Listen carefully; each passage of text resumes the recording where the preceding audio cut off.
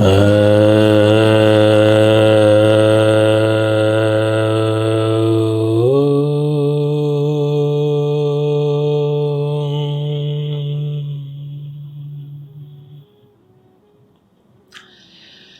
मेरे बहुत ही प्रिय और बेहद सम्मानित साथियों, हृदय की असीम गहराइयों से अभिनंदन, बहुत बहुत हार्दिक स्वागत। साथियों, युगों युगों से एक बात कही गई है कि पहला सुख निरोगी काया।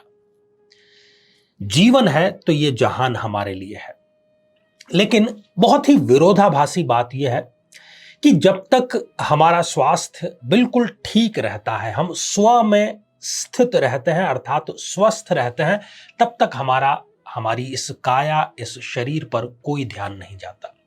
जैसे ही थोड़ा सा बीमार हुए, जैसा ही शरीर ने कहीं हमें परेशानी पैदा की, वैसे ही हमारी शरीर की प्रति जो आकर्षण है, शरीर के ध्यान रखने की जो बात है, उस पर हमारा ध्यान जाता है। आयु जो है वो लंबी हो, कोई बुराई नहीं, लेकिन जो आपकी पारी है वो स्वस्थ होनी चाहिए। और तभी हमने देखा है कि बहुत से जो युग पुरुष हुए हैं, चाहे स्वामी विवेकानंद हो, चाहे भगत सिंह हो, चाहे रामानुजन जो कि गणितज्ञ हुए हैं वो हो, उन्होंने आयु तो बहुत छोटी सी 30-40 साल की उन्होंने प्राप्त की, लेकिन उसमें वो महानतम कार्य करके चले गए। और जब हम ज्योतिष शास्त्र की बात करते हैं तो ज्योतिष शास्त्र में भी अलग अलग प्रकार के ऐसे योग होते हैं जिसमें हम जन्म पत्रिका देख करके उस जातक या जातिका की जो आयु है उसके बारे में भविष्यवाणी करते हैं।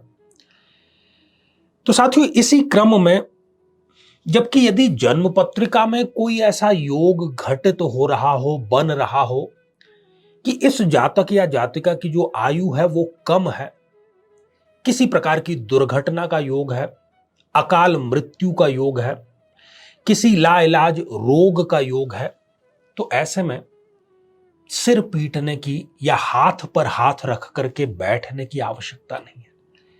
अगर समस्या है तो समाधान भी है। जिसने दी है परेशानी वही करता है मेहरबानी।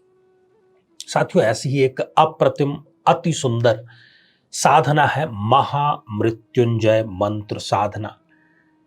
आपने महामृत्युंजय मंत्र सुना भी होगा, उसका जप भी किया होगा, लेकिन इसका जो निमित्त है और जो बहुत ही साधारण तरीका है, उसके बारे में आज हम यहां पर चर्चा करने जा रहे हैं।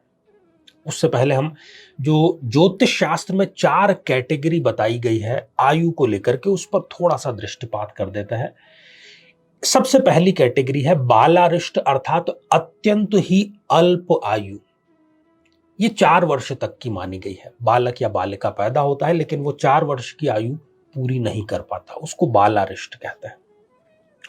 फिर दूसरी जो कैटेगरी या वर्गीकरण है वो है अल्प आयु का, अर्थात 8 से 32 वर्ष। 32 वर्ष तक की आयु जो है वो ज्योतिष शास्त्र में अल्प आयु मानी गई है। इसके ऊपर हम बात करते हैं तो मध्यम आयु आती है, अर्थात 60 वर्ष तक की आयु मध्यम मानी गई है।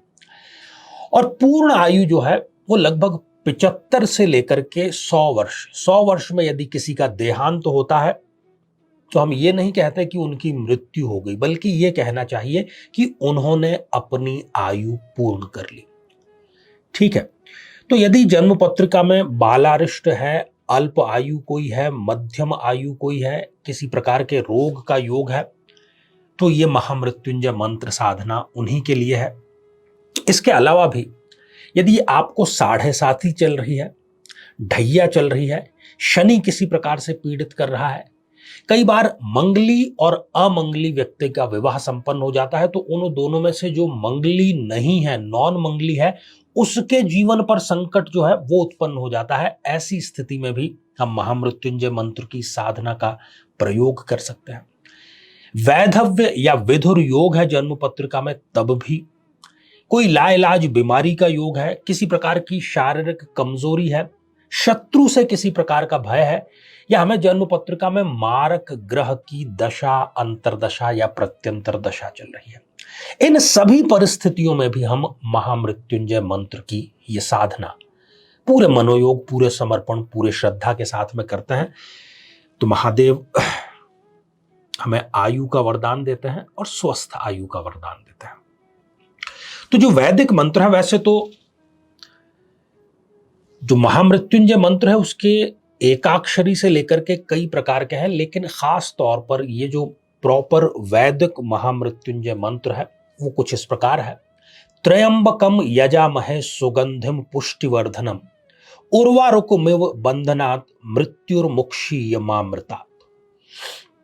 साथियों, किसी भी सोमवार, और बहुत सुंदर रहेगा यदि शुक्ल पक्ष के प्रथम सोमवार से आप इस साधना का प्रारंभ करते हैं और नित्य अपने सामर्थ्य के अनुसार आप जाप करें।